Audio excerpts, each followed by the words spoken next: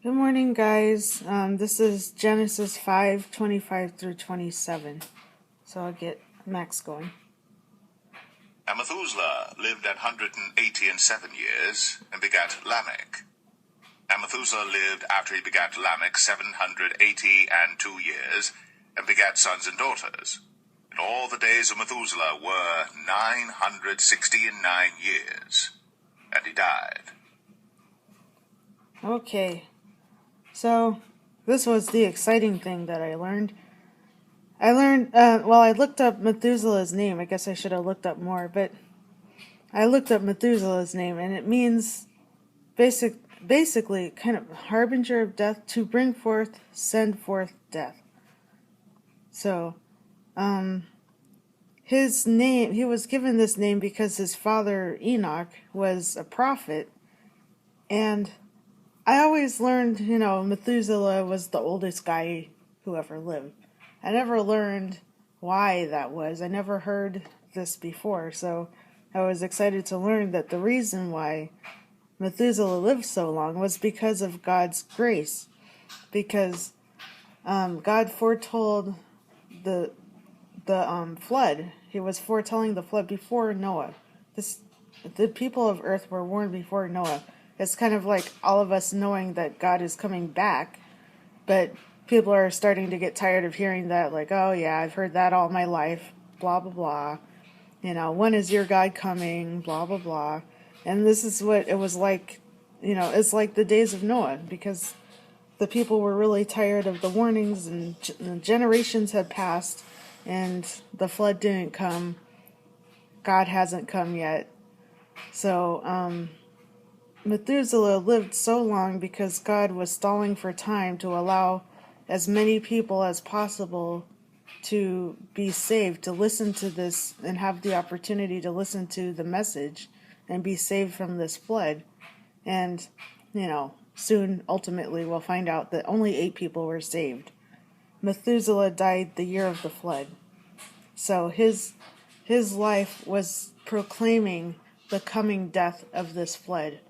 But Methuselah kept living and living and living. And I believe Methuselah and Lamech, his father...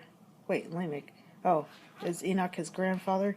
I got that mixed up, I think. Oh, yeah, it's his grandfather. So Lamech and Methuselah died the same year, and it was the year of the flood. And, well, I'll read the commentary. It's kind of weird. Let's see. I guess there's different ideas about whether Methuselah died in the flood or before the flood, but I believe that, Methuselah, God probably blessed him with a good spirit. He makes vessels for good and for bad, and God wouldn't just, bless anybody's life with this length of time. And usually a long life is a blessing for a good life, following God. The more you do follow God and do things for God, the more you're blessed. So I imagine that Methuselah was also a good person. I wasn't there, so I can't say whether he was or not, but I believe that's the case. So I never realized, his life was basically putting off the inevitable tribulation, is what I put down. And, so I put how many people were saved during Methuselah's lifetime. So I guess, since he lived like dramatically longer than everybody else, I mean, the other people generally lived, I think, what was it, Adam lived to 900, but then they were about like generally 700 to 800 years old, and then they died. So Methuselah's life was a little longer than that, in relation to how long they lived.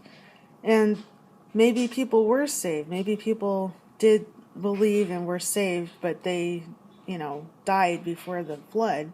But they could have been saved before the end of Methuselah's life. So maybe that's why God extended it, because, those people that were available for salvation were able to be saved. And so who knows how many people were saved during that time. And, I guess I put a little note about Methuselah. So part of his name, the root words are muth which means death, and Selah, which means to bring forth, send forth. And it just reminded me of the Selah in Psalms. So, you know, maybe that just means next. You know, when you're reading the Psalms and it says Selah at the end of each kind of segment. So I don't know if that means pause or something, kind of like in music, because it is music. The Psalms are hymns. So anyways, I'll read the commentary from the Bible here. How did these people live so long? Some believe that the ages listed here were lengths of family dynasties rather than the ages of individual men, which I don't believe that at all. Those who think these were actual ages offer 3 explanations. 1. The human race was genetically pure at this time period and with less disease to shorten its lifespan, which I'm going to say is what I believe. 2. The waters were above the firmament, and it kept out harmful cosmic rays and shielded people from environmental factors which hastened aging. And 3. God gave people longer lives, so that they would have time to replenish the earth and make a significant impact for him. So I guess all 3 of those could be true.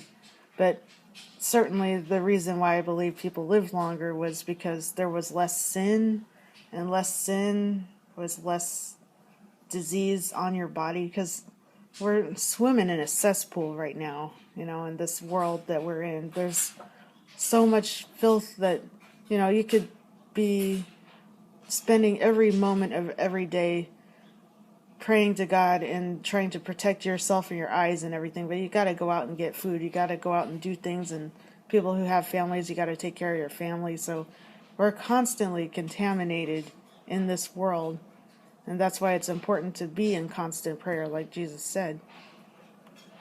But yeah, God blesses those who are essentially a blessing to him. We can be a blessing to God. And I can't remember, I think I mentioned this before also, but you know how frequently I do these videos. There was a video where some man was able to visit the throne room. I think he had like different visits across heaven.